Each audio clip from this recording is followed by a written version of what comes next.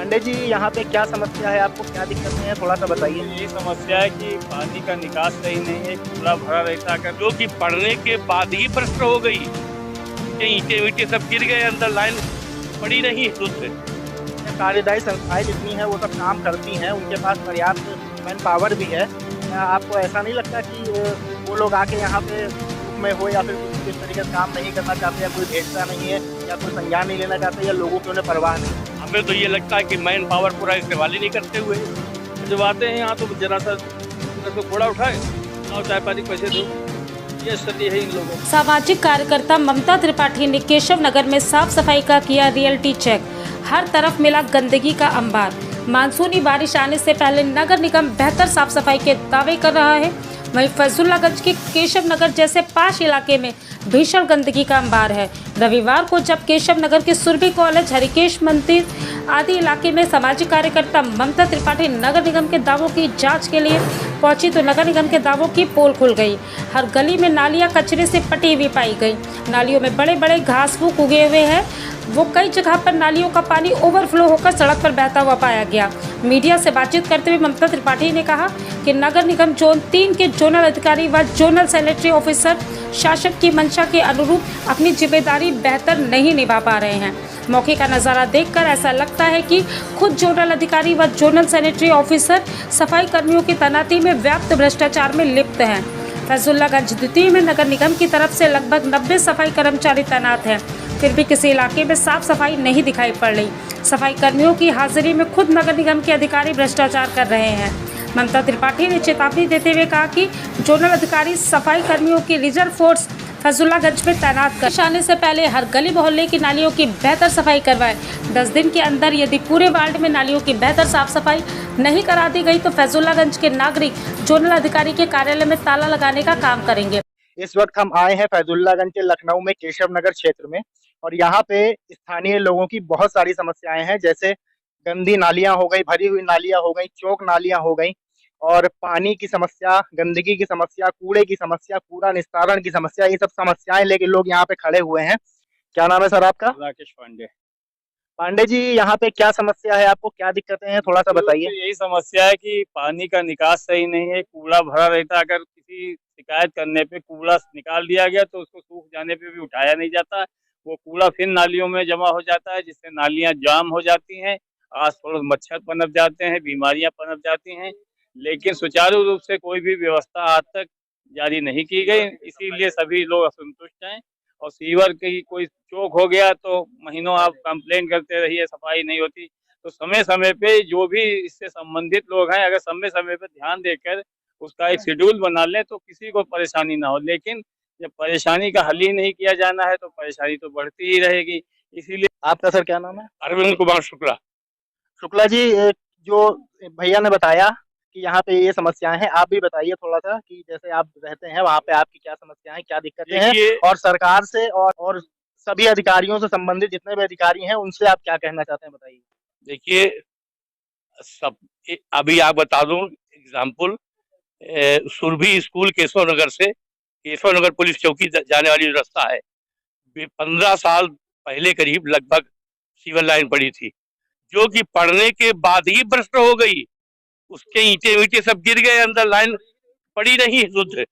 और उसके बाद आज तक की हम लोग अपने चैम्बर में पानी इकट्ठा करके मोटर से उसे निकलवा रहे हैं, गाड़ी मंगा करके, वो चल ही नहीं। कभी अधिकारियों को ध्यान गया नहीं कि इसके अंदर क्या हो रहा है, चलती नहीं, सफाई होनी नहीं होनी है।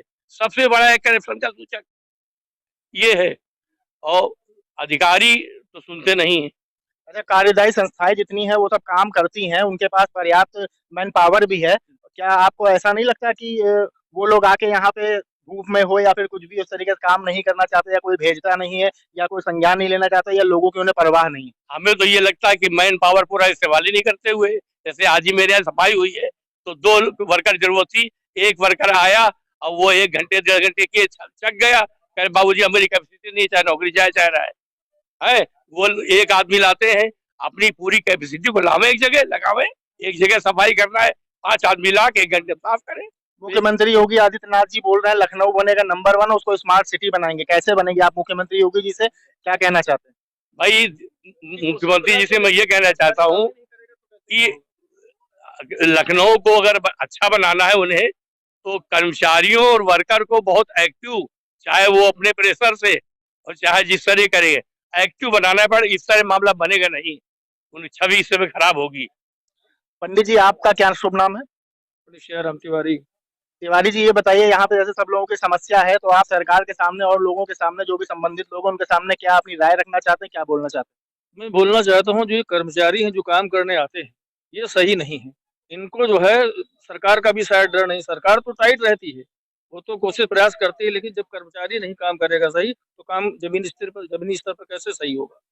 और जब आते हैं यहाँ तो जरा सा कूड़ा उठाए, लाओ चाय पानी के पैसे दो, ये स्थिति है इन लोगों की। मंदिर के पास कूड़ा उठाने वाली गाड़ी यहाँ पे आती है, कैसे आती है, किस समय पे आती है और सही से आती है कि नहीं आती? मतलब किन्हीं स्थानों पर जाती है, वो चुने हुए स्थान है, और वो कौन से हैं, किसके दबाव से है, तो सब जगह कूड़ा नहीं देती। आपके स्थान पे आती है? हमने अपना व्यक्तिगत कूड़ा लगाने वाला एक बांग्लादेशी लगा रखा है, 200 रुपए देते हैं तो कूड़ा ले जाता है। केशव नगर VIP एरिया कहा जाता है। यहाँ जो है काफी पढ़े लिखे लोग, सरकारी नौकरी वाले लोग, अच्छे मकान है, बड़े बड़े आवास है और सड़कें भी चौड़ी हैं, मतलब पूरी सुविधा से लैस ये एरिया है। ये VIP कॉलोनी को शुक्लागंज का सबसे ज्यादा।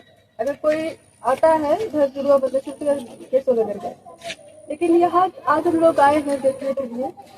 बहुत दिन से ये हो रहा था कि यहाँ पे कोई दिक्कत नहीं, लेकिन आज हम लोग जब आए देखे सारी नालियाँ चौक है, सीवर भी कनेक्ट नहीं है। जबकि बार बार ये कह रहे कि VIP एरिया है तो यहाँ की सारी सुविधाएं होनी, सीवर और नालियाँ सब, नालियों का ढाल नहीं सही है, सारा पानी भरा हुआ है, कूड़ा करकट, कूड़े की गाड़ियाँ समय से नहीं आती हैं।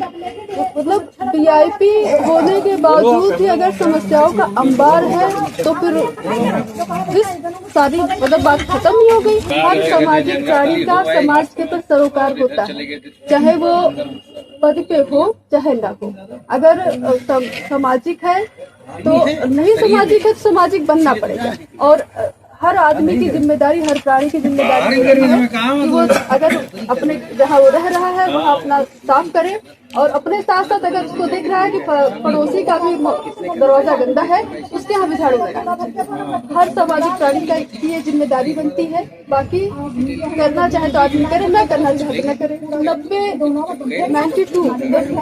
92 कर्मचारी, सफाई कर्मचारी हैं। 4 वार्ड है कुजलागंज में और एक वार्ड में 92 कर्मचारी हैं। अगर उस हिसाब से 92 कर्मचारी के हिसाब से देखा जाए तो 15 दिन में भी अगर 15 कर्मचारी एक एरिया में लगा दे तो समस्याएं नहीं रहेंगी। एक रूटीन होना चाहिए ना, जो सफाई निरीक्षक हैं, जो जेडसओ हैं, इसीलिए अधिकारी नियुक्त किए गए हैं कि जेडो तक दूर तक देर से बात पहुंचे। पहले वो सुपरवाइजर, सफाई निरीक्षक, जेडसओ, ये 3 लेवल ऐसे ही है जो क्षेत्र में घूमा करे, देखा करे कि कहाँ कहाँ क्या क्या समस्याएं हैं। उसके बावजूद भी कुछ यानी मैन पावर पर्याप्त है, उसको कंट्रोल करने वाले नहीं ध्यान दे रहे हैं आप?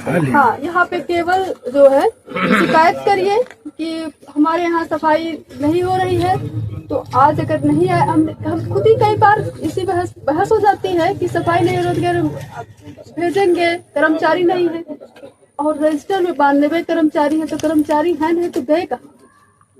जो आप लोगों से बात करती रहती है, लोगों से मिलती रहती हैं जाके, तो सबसे ज्यादा समस्याएं आपके सामने क्या देखने को मिलती हैं? समस्याएं देखिए हर जगह यही समस्या है। मेन शहरी जीवन है, गांव तो है नहीं कि आदमी अपना कूड़ा उठाया गया खेत में डाल आया। यहाँ शहरी जीवन है, हर और रूटीन, चाहे गांव का है चाहे शहर का, अब सेम रूटीन हो गया है, बनाना खाना सब कुछ सब है, सुविधा है। तो आदमी कूड़ा डाले तो कहाँ डाले, उसकी मजबूरी ना। एक अगर ऐसी प्रॉपर व्यवस्था हो कि यहाँ पे कूड़ा डाल दे, सवेरे आया कूड़ा उठा ले गया, ऐसा नहीं है। पैसा देने के बावजूद भी व्यक्ति को सुविधा नहीं मिल पा रही है। हाउस टैक्स तो मान लीजिए किनारे कर दीजिए कि भवन निर्माण कराया है तो उसको अपने मकान का किराया देना है, टैक्स देना है, वो अलग बात है। लेकिन उसके बावजूद भी जो सुविधाएं लोगों ने दे रखी है उसका भी चार्ज लेते हैं, तो समय से उसका उपयोग व्यक्ति को मिलना चाहिए।